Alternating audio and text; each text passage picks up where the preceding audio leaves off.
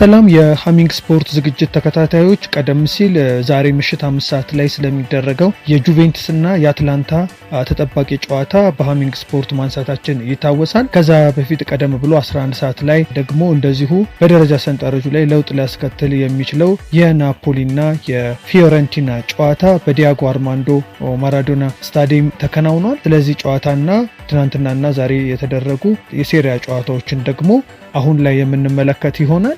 ፊዮረንቲና ከቅርብ ጊዜ ወዲህ ተስፋ አስቆራጭ ሁኔታዎችን በማለፍ ጥሩ እንቅስቃሴ እያደረገ ነበር። ወደ ደቡብ ጣሊያን በማቅናት የስኩዴቶ ተስፈኛው ናፖሊን ገጥሞ 2-1 ቢሸነፍም ጥሩ እንቅስቃሴ አሳይቶ ነበር ማለት ይቻላል። ከዚህ ጨዋታ በፊት በፍሎረንስ በ19ኛው ሳምንት ሴሪኤ ተገናኝተው ሁለቱ ቡድኖች ናፖሊ ከሜዳው ውጭ ተጉዞ 3-0 አሸንፎት ነበር። ዛሬ በሜዳው ስታዲዮ ዲያጎ አርማንዶ ማራዶና ናፖሊ ከፊዮረንቲና ጋር ከቀኑ 11 ሰዓት ላይ ባደረገው ጨዋታ ሁለቱ የአጥቂ መስመር ተሰላፊዎቹ ቤልጂየማዊው ሮሜሎ ሉካኩ በ26ኛው እና ጣሊያናዊው ጂያኮሞ ራስፓዶሪ በ60ኛው ደቂቃ ሁለት ጎሎችን አስቆጠረው ናፖሊ 2-1 አሸንፏል። የፊዮረንቲናን ብቸኛ ጎል የአማካይ አጥቂው አየርላንዳዊው አልበርት ጉሙንድሰን አስቆጥሯል። ሮሜሎ ሉካኩ በ49 ቀናት ውስጥ በክፍት ጨዋታ ጎል ሲያስቆጥር ዛሬ የመጀመሪያው ነው። በዛሬው ጨዋታ የተወሰኑ ነጥቦችን ማየት ያስፈልጋል። ፊዮረንቲና ከዛሬው ጨዋታ በፊት ካለፉት 5 የሊግ ጨዋታዎች 6 ነጥብ ብቻ ወስዶ ላለመውረድ በሚታገሉት ሄላስ ቬሮናና ኮሞ ተሸንፎ ነበር። እንደምንም ቪዮላዎች ከናፖሊ የተሻሉ ነበሩ ማለት ይቻላል። ፓርቲኖፒዎቹ ናፖሊዎች ደግሞ ከዛሬው ጨዋታ በፊት በ5 ተከታታይ ጨዋታ 4 አቻና 1 ሽንፈት አስተናግደዋል። ነገር ግን በአንቶኒዮ ኮንቴ አዲስ 3-5-2 አስተላለፍ እድሎችን በመፍጠር ናፖሊ በ60 ነጥብ ከመሪው ኢንተር በ1 ነጥብ ዝቅ ብሎ ሁለተኛ ደረጃ ላይ ይገኛል። አሁንም ግን ናፖሊ ያሸንፍ እንጂ የራሱ ክፍተቶች አሉበት። ካሜሮናውን የማሊ አማካይ ፍራንክ አንድሪ ዛምቦ በጉዳት ማጣታቸው የነሱ ክፍተት ነበር። የቡድኑ ፈጣሪ ተጫዋች ጆርጂያውን የክንፍ መስመር ተጫዋች ኪቪቻ ካቫርታሽኪላን ወደ ፒኤስጂ መሄዱም የራሱ ክፍተት ነበረው። እንደምታስታውሱት ይህ ተጫዋች በአውሮፓ ቻምፒዮንስ ሊግ በካፕ ደ ፍራንስ ከሊቨርፑል ጋር በነበረው ጨዋታ ድንቅ እንቅስቃሴ ከፒኤስጂ በኩል ማሳየቱን የምናስታውሰው ነው። ናፖሊ ጥሩ ድሎች መፍጠር አልቻለም። ባለፉት 5 ጨዋታዎች 0.6 ኤክስጂ ብቻ ነበር ያስመዘገበው። ልክ እንደ ዛሬው ጨዋታ ጣሊያናዊ አጥቂ ጂያኮሞ ራስፓዶሪ፣ የቀኝ ክንፍ ተጫዋቹ ማቴዎ ፖሊታኖ እና እንግሊዛዊ አጥቂ ስቶክ ማክቶሚናይ እንደዚሁም ቤልጂየማዊ ሮሜሎ ሉካኩ ሁሉም በትኩረት መስራት አለባቸው። ናፖሊ የተሻለ ውጤት ላይ የበለጠ እንዲቀመጥና ከመሪው ኢንተር ሚላን ጋር የሚያደርገውን የሴሪኤ ፉክክር እንዲቀጥልበት። በእርግጥ ፊዮረንቲና ካለፉት 5 ጨዋታዎች 1.04 ኤክስጂ በማስመዝገብ ከናፖሊ በጣም የተሻለ ቢመስልም በሴሪያው ደግሞ ደካማ የተከላካይ ክፍል ነው ያለው። በእርግጥ በጉዳት ያጣቸው ተጫዋቾች አሉ።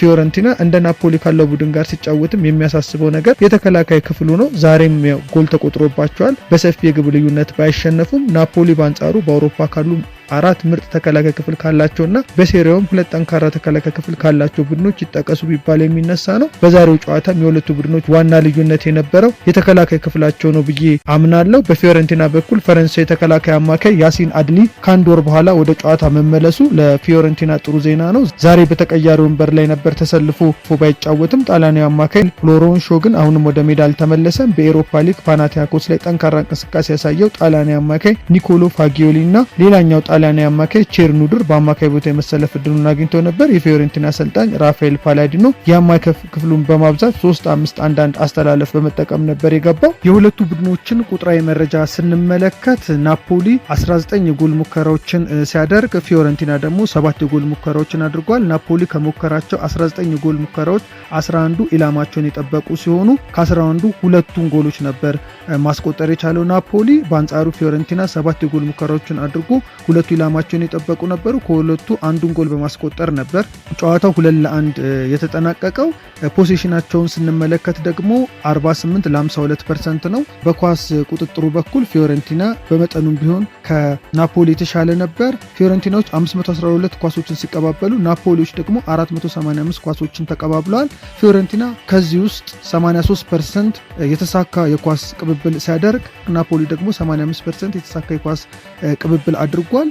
በዚህም በኳስ ቁጥጥሩ በኩል ፊዮረንቲና እንደዚሁም ደግሞ በጎል ሙከራ ደግሞ ናፖሊ የተሻለ ነበር በጨዋታው። ሌሎች የሴሪኤ ጨዋታዎችን ስንመለከት በ28ኛው ሳምንት በትናንትናው ዕለት ካግሊያሪና ጂኖዋ እንደዚሁም ደግሞ ኮሞና ቬንዚያ በተመሳሳይ አንዳቻ ጨዋታቸውን ፈጽመዋል። ፓርማና ቶሪኖ ሁለት አቻ ሲለያዩ ኤሲ ሚላን ሊቼን ሜዳው ድረስ ሄዶ 3-2 አሸንፏል። ኢንተር ሞንዛን 3-2 አሸንፏል። ቬሮና በቦሎኛ 2-1 ተሸንፏል በሜዳው። የናፖሊና የፊዮረንቲና ጨዋታ እንደጠቀስኩት 2-1 ተጠናቋል በናፖሊ አሸናፊነት። ዛሬ ደግሞ በ28ኛው ሳምንት በጣሊያን ሴሪአ ተጠባቂ የነበረው የጁቬንቱስ እና የአትላንታ ጨዋታ በአትላንታ 4-0 አሸናፊነቱ ተጠናቋል። በአሊያንዝ ስታዲየም በተደረገው በዚህ ጨዋታ ጁቬንቱስ በሰፊ ጎል እንግዲህ በሜዳው ተሸንፏል። የአትላንታን የማሸነፊያ ጎሎች ሪጉቲ በ29ኛው ደቂቃ በፍጹም ቅጣት ምት እንደዚሁም ደግሞ ዲሮን በ46ኛው ደቂቃ አስቆጥሯል። ዛፓኮስታ በ66ኛው እና አዳሞላ ሉክማን በ77ኛው ደቂቃ ጎሎችን አስቆጥረው አትላንታ ከመሪዎቹ ኢንተር እና ከናፖሊ ጋር ያለውን የነጥብ ልዩነት ማጥበብ ችሏል። በሴሪአ ለስኩዴቶ ሻምፒዮንነት የሚያደርገው ፉክክር ላይም ነፍስ ዘርቶበታል ማለት ይቻላል። የዛሬው ጨዋታ ባሳለፍነው ሳምንት 0-0 ተለያይቶ ነጥብ መጣሉ ይታወስ ነበር። በዛሬው ጨዋታ ባልተጠበቀ መልኩ እንግዲህ ጁቬንቱስን በሜዳው አሸንፎታል። ጁቬንቱስ ለበርካታ ጊዜያት በሜዳው ያለመሸነፍ ሪካርድ ነበረው። ይህንን ሪካርዱንም ጭምር ነው በዛሬው ዕለት ያጣው። ይህን ጨዋታ በሰፊው የምንመለስበት ይሆናል። በሌላ ጨዋታ እንደዚሁ ኢምፖሊ በሮማ 1-0 ተሸንፏል። የላዚዮ እና የኡዲኔዜ ጨዋታ ደግሞ በ28ኛው ሳምንት በነገው ዕለት ምሽት 4:45 ይከናወንና የጣሊያን ሴሪኤ ጨዋታዎች ፍጻሜያቸውን ያገኛሉ ማለት ነው።